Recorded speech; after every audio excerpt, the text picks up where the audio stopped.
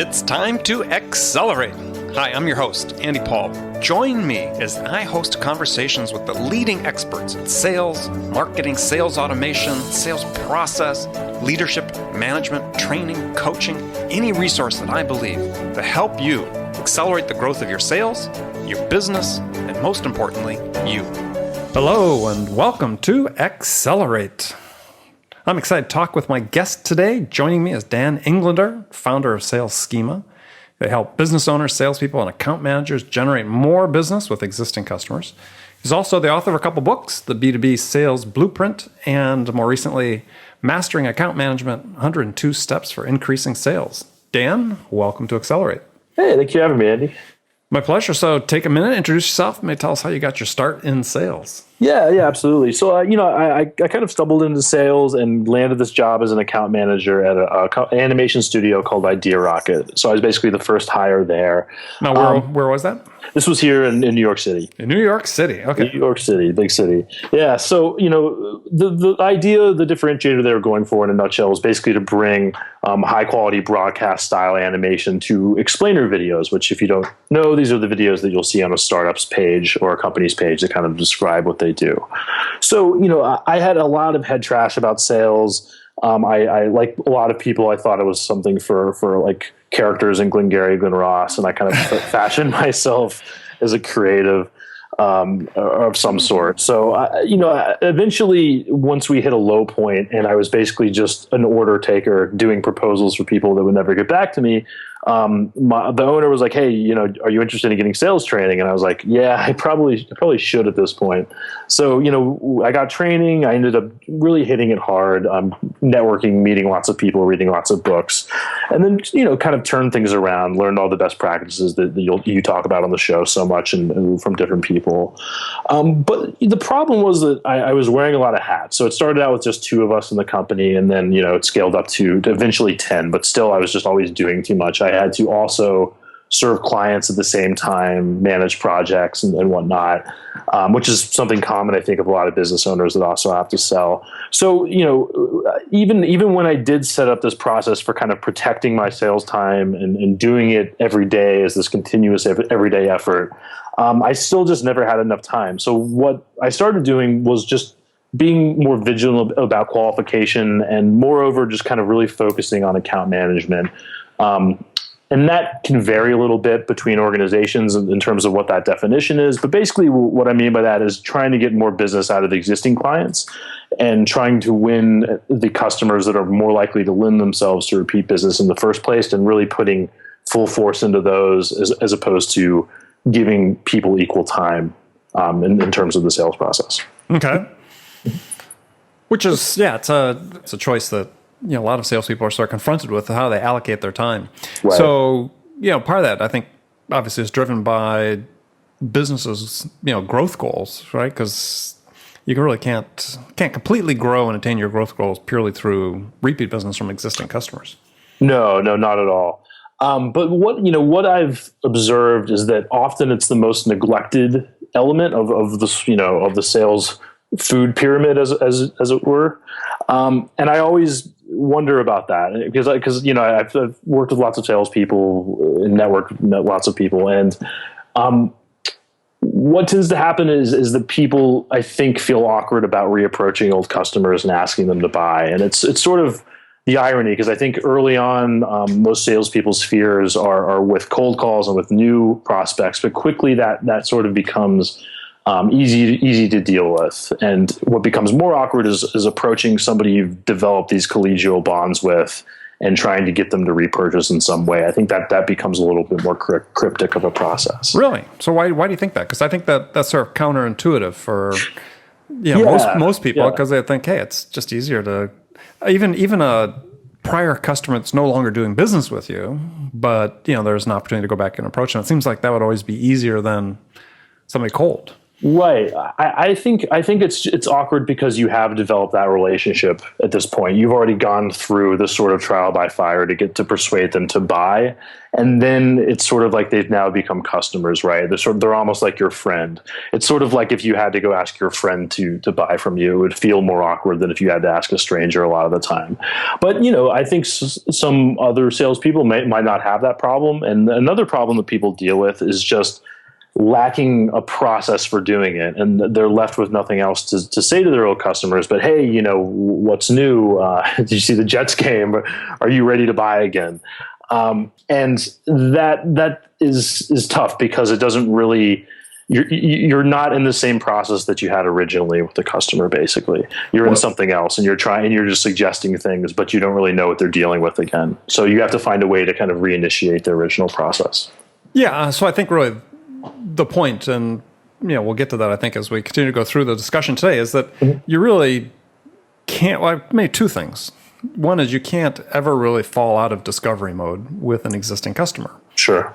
That's a huge part of it. So as an account manager, customer success manager, whatever label you want to put on yourself or is put on you, is that, you can never rest on the laurels of, hey, we've made this customer successful. There's always some other need, some other requirement, some other objective that they're trying to achieve. And as an account manager, you really have to constantly be, like I said, in that discovery mode, which brings up an interesting dynamic, because you talk about, you see account reps maybe they get too friendly with customers. Yeah, where do you tell people to draw that line? Because I know where I would draw it, and I know where I tell people to draw it, which is, the customer is never your friend; they're your acquaintance. But it doesn't go past that. Yeah, I mean, I guess for me personally, it's less about trying to find the line between friend and salesperson as it is about, or friend and prospect rather, as it is about making sure that account managers are trained in sales. And I think that's often something that is neglected. And I think if you are making sure that your account managers are keeping their sales muscles strong and they're incentivized, then the rest will follow. And that's a huge part of it, because I think a lot of the times account management becomes kind of siloed. So you have this salesperson that does what they're supposed to do, and they persuade and they win the business. And then all of a sudden it's just into sort of order taking and project management mode. So when account managers do come across opportunities, they don't really know how to pursue them, and they also don't know how to look for them in the first place. So I almost think of it sort of like how flight attendants and police officers sometimes, or whoever, are trained in first aid. It's sort of the same idea, except it's definitely going to come up more than a health emergency at a baseball game or something. Trained in first aid, meaning they're not full EMTs, but they can band-aid it till somebody shows up. Exactly. Yeah, and they've learned a lot and they've practiced it a lot, and they're definitely incentivized to use those skills when things arise. So, I mean, it sort of raises a bigger question about the sales culture within company and how you, as you said, the customer success or account management's relatively siloed. But many companies are migrating to saying, hey, this is an integral part of our overall revenue plan. Mm-hmm. Thus, there's metrics, there's goals, the expectations that are laid on that are just as stringent as they would be for salespeople. Right, exactly. And I think, though, that and it obviously is going to depend on the nature of the product. If you have a product that's more about retention and making sure that people don't drop off, maybe it's a SaaS product or something, then account management is going to be treated differently than if it's a sort of project-based model like I'm used to, and in my previous life. So I think that if it's the latter, then it's almost like you have to be involved. You have to focus on staying involved and being helpful, as opposed to making sure that the product that they're getting results from the product directly. So I think you have to kind of there is a differentiator between those two different models. And beyond that, I think kind of unifying sales and account management involves making sure that the account manager knows exactly how things played out on the sales call and exactly what people are expecting, and that the sort of process that's laid out is unified between the two parties. You mean the handoff?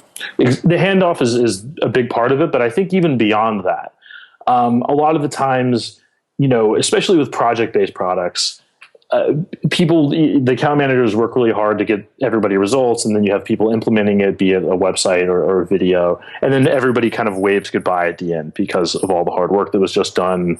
Maybe there were high and low points in the engagement, but instead, you really have to kind of build in the prospect of repeat business from, I think, the first call, and there's different ways to do that, but to get specific, one way that I think is really valuable is for that SDR, for that account executive, to lay out a debrief call at the end, which is a chance, or some other session, you can give it a much sexier name, but basically a chance for the account manager and the other salespeople to come back into the picture and make sure that the customer is getting the best results from the product or service, basically. So this is a debrief call at the end of implementation.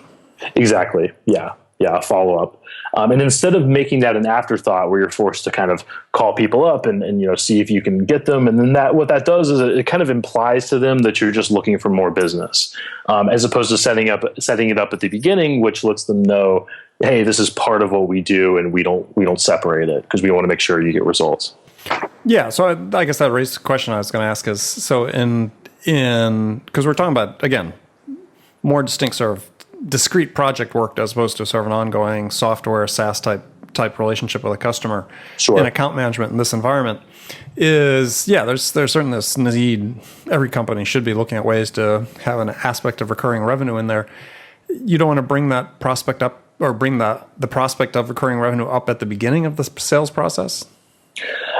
I think you can, just as long as it is solving a challenge that your prospects have now or are likely to have by the end of the engagement. Okay. I mean, I think that, I'm trying to think of various examples. If you have a website, certainly there's some sort of ongoing engagement.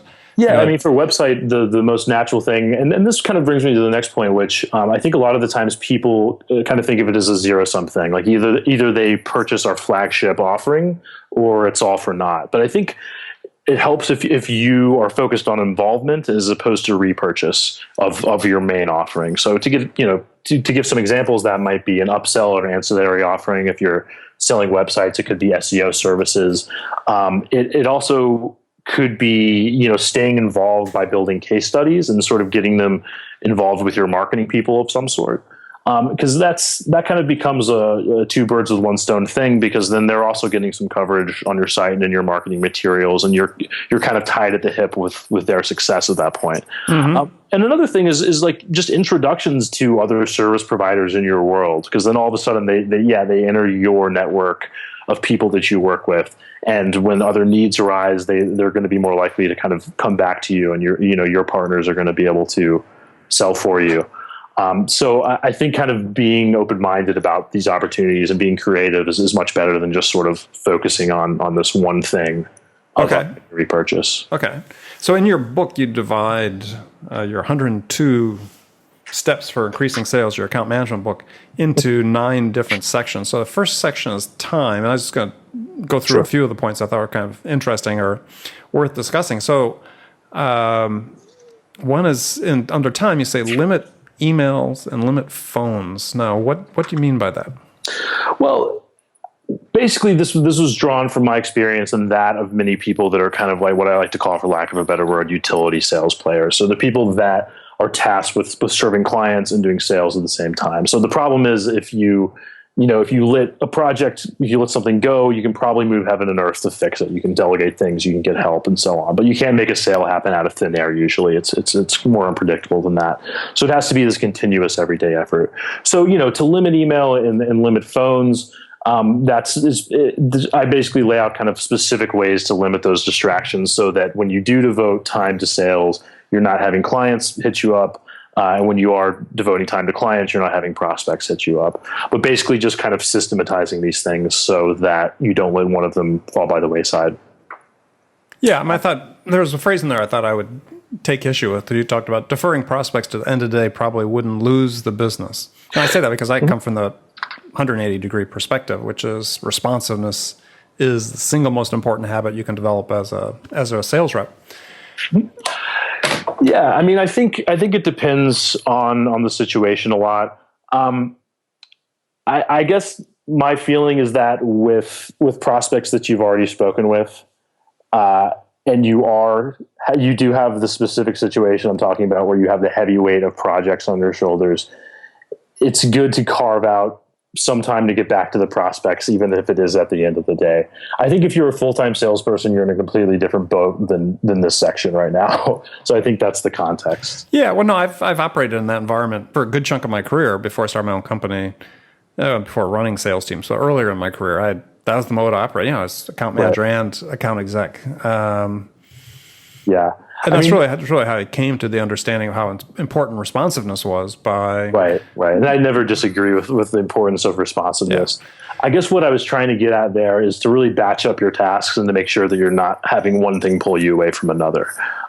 So that if, to get people to stop freaking out as much about what might be coming into the inbox. So that's kind of what I was going for there. Okay. But yes, I will not argue that responsiveness is something trivial. So.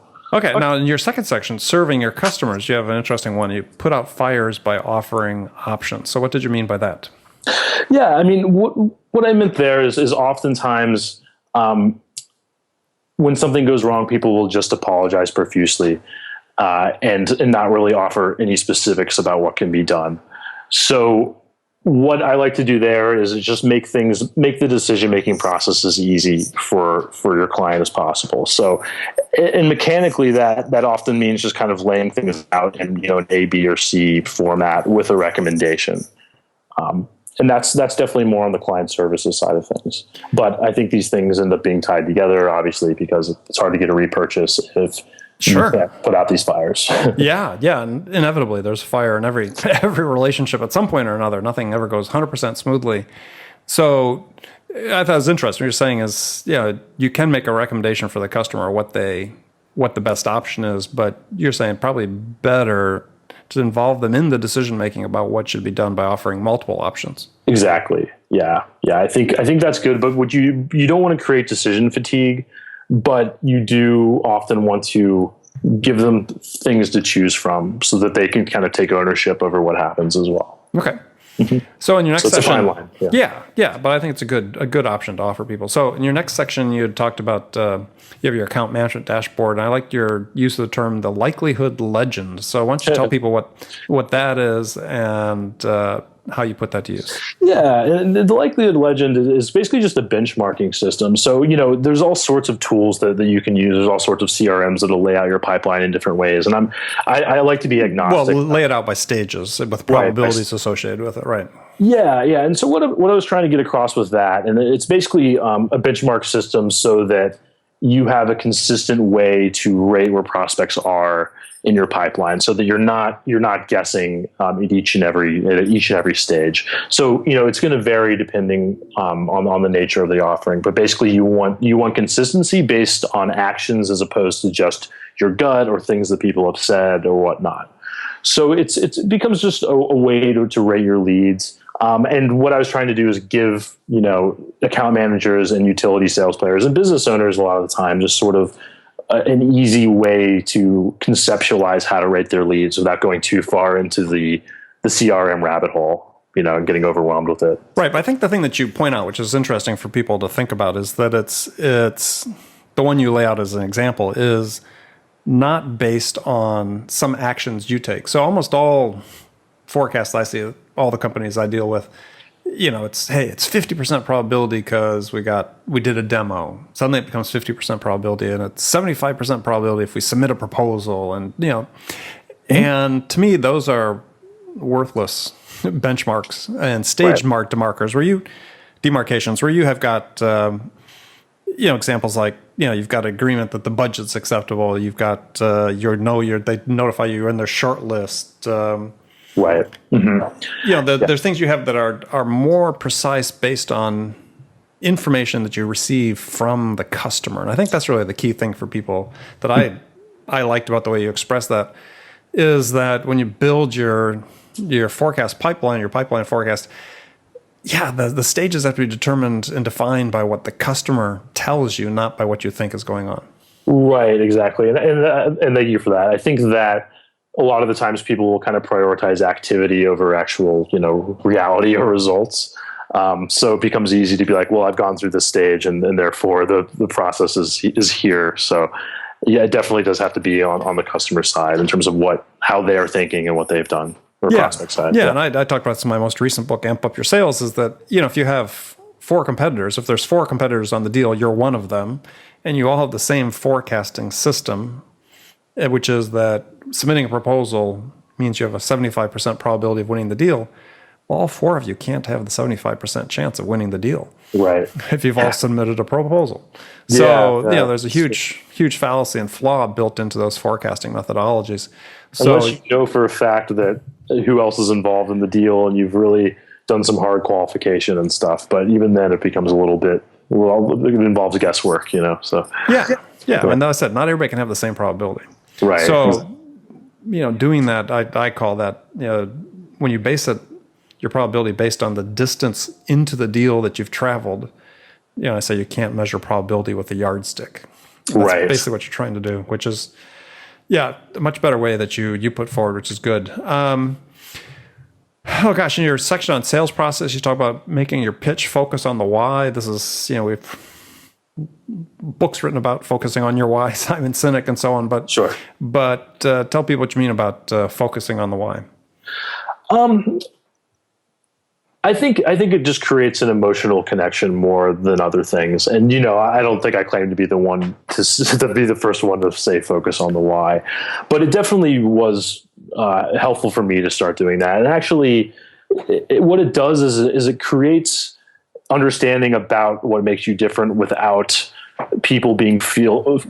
making people feel like they're being sold. I think that's the key to it. You can say, our differentiators for us at Idea Rocket, where we focus on high quality animation, we do all this, that, and the third, and you can't actually say that specifically, or I did rather.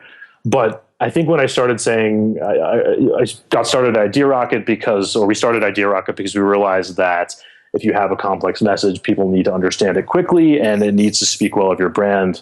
So that's why we take this particular approach to animation.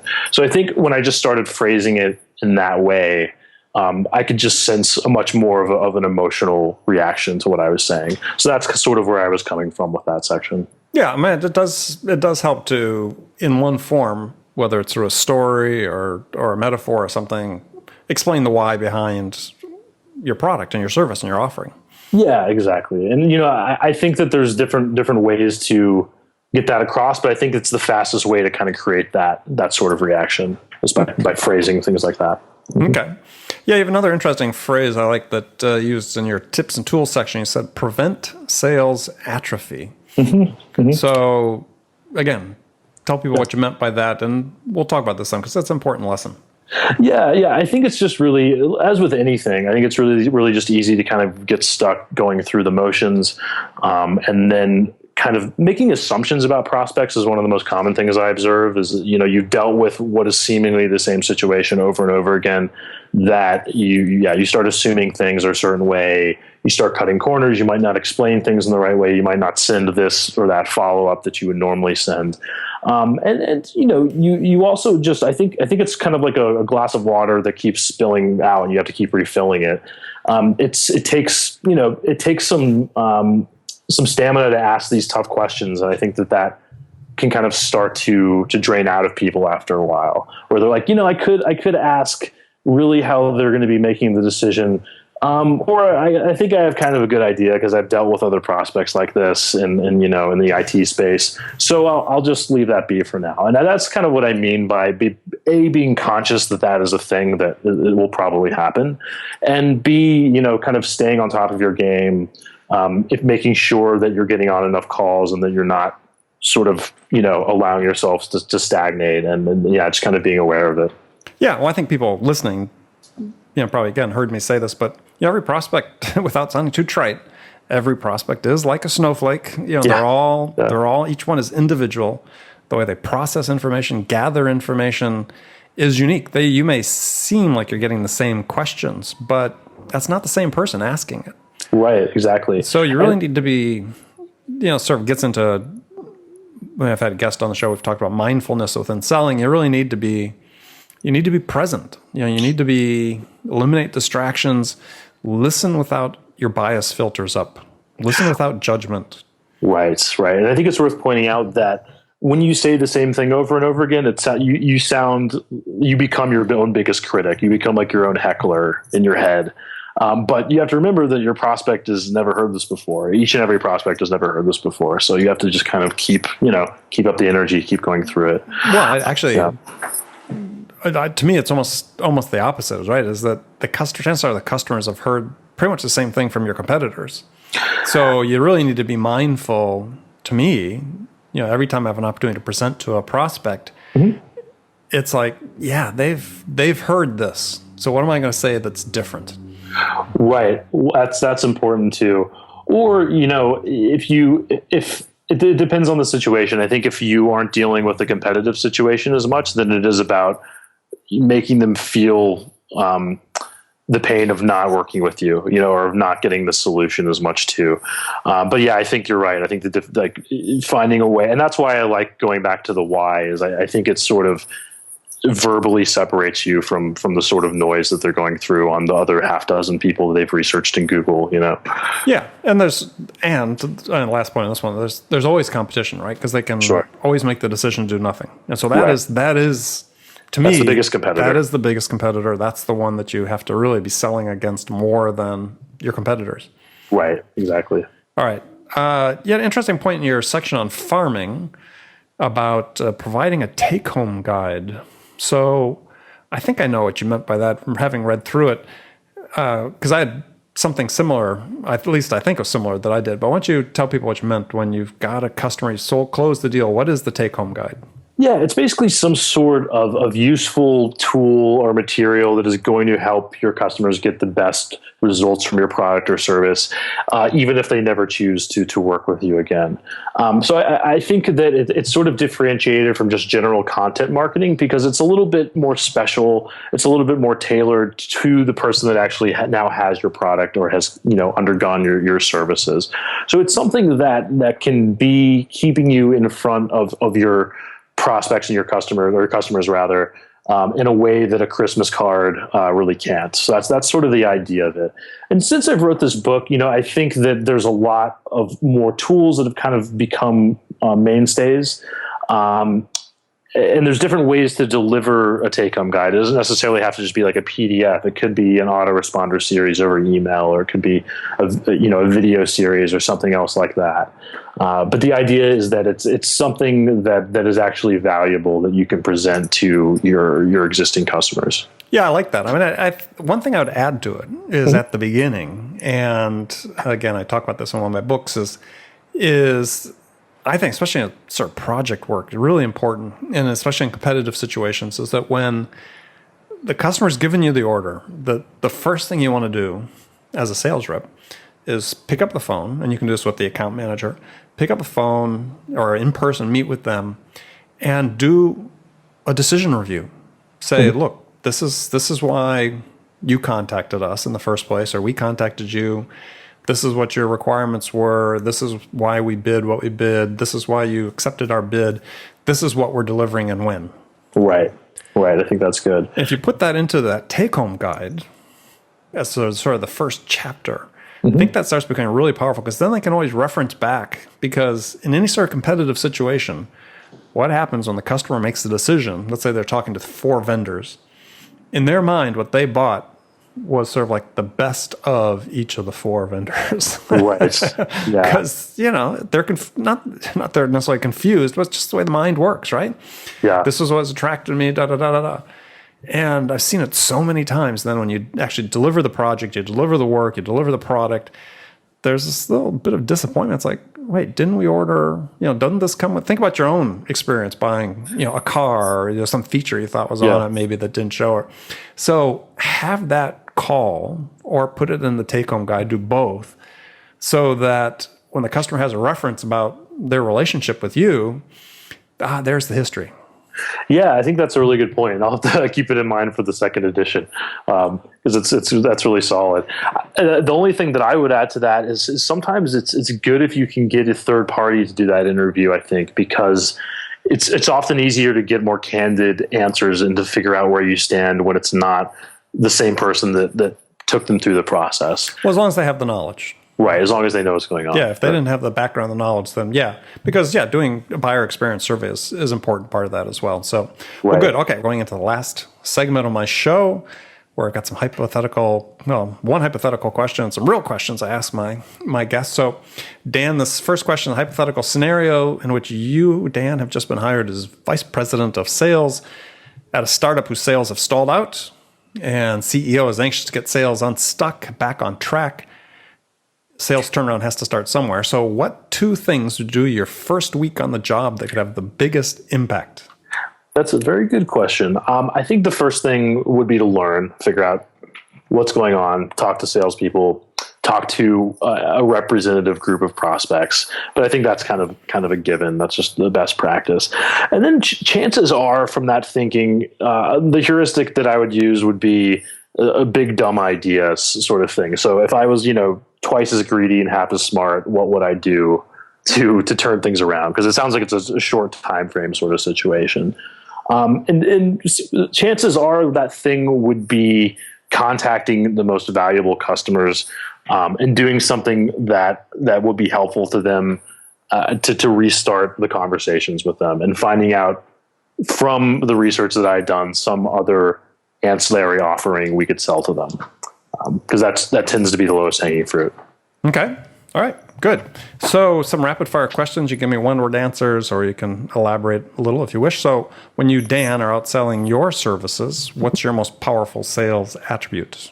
Sure, it's not an original one, but I think helpfulness. I think you have to go beyond just pitching and stuff, and you actually have to add a lot of value and context to the decision making process. And I know this is something that you deal with a lot on the show, so I know it's not the freshest answer, but I think that's the most important thing now is letting them know what sort of landscape they're making their buying decision in, and where you guys fit into it. Hey, this is a safe space. There are no wrong answers here. So, who's your sales role model? Good question. I'm a big Neil Rackham fan. I just really like spin selling. I think it was just kind of prophetic, and based on when it came out. And it was the first book. Maybe there's others, but it was the first one that I read that was just really driven in data, and then got across the idea that it's really about sort of understanding things, qualifying, building rapport, as opposed to the older books that I had read, which were just about kind of like pitching. And I think it almost like anticipated where we'd be now in terms of like informational parity between buyers and sellers. Okay. One book other than your own that every salesperson should read. Well, I guess I kind of led into spin selling, so that's a great one. Another one that I've really enjoyed recently is Nate Silver's The Signal and the Noise. I really like to read books that aren't directly related to sales to get sales takeaways sometimes, and vice versa. And I guess the main takeaway there is just sort of like being a fox and not a hedgehog. And if you haven't read the book, foxes are sort of drawing from all sorts of different areas. They're not ideologically inclined. They see everything through a different lens depending on the situation, and hedgehogs are kind of set in their ways, and they're either communists or libertarians or Republicans or whatever it may be. They see no matter how much data they get to the contrary of the way they think, they just zoom in on that one way of thinking. So I think you can almost apply that to sales too, and sort of borrow different strategies for different situations, as opposed to having just like one overarching approach for everything. Mm-hmm. No, I like that. Okay, last question. What music's on your playlist these days? My favorite question. I'm listening to a lot of early Funkadelic. I've been listening to Clutch, which is this metal band I like. What else? Some surf rock. I've been listening to like Link Ray and Dick Dale. Oh, Dick Dale, classic, yeah. Yeah. I play guitar, so I love style. Love to do those surf riffs. I try, yeah. And so Funkadelic, even like Grand Funk Railroad and those guys? Not so much of that, but it's more like Parliament Funkadelic. Oh, Parliament. Okay, got it. Yeah. Wow, very diverse. Good. Thank you. I try. Yeah, you got some old stuff in there for a young guy. Good stuff. All right. Well, Dan, thanks for being my guest today, and tell folks how they can find out more about you. Yeah, they can find me at salesschema.com. And if they go to salesschema.com/accelerate, there'll be a special surprise treat that may or may not be one of my books. Perfect. There you go. All right. Well, Dan, again, thanks for being on the show. Thank you, Andy. Appreciate it. And remember, friends, make it a part of your day every day to deliberately learn something new to help you accelerate your success. And one easy way to do that is to make this podcast Accelerate a part of your daily routine, whether you listen on your commute, in the gym, or make it part of your morning sales meeting. That way you won't miss any of my conversations with top business experts like my guest today, Dan Englander, who shared his expertise about how to accelerate the growth of your business. So thanks for joining me. Until next time, this is Andy Paul. Good selling, everyone. Thanks for listening to the show. If you like what you heard and want to make sure you don't miss any upcoming episodes, please subscribe to this podcast on iTunes or Stitcher.com. For more information about today's guest, visit my website at andypaul.com.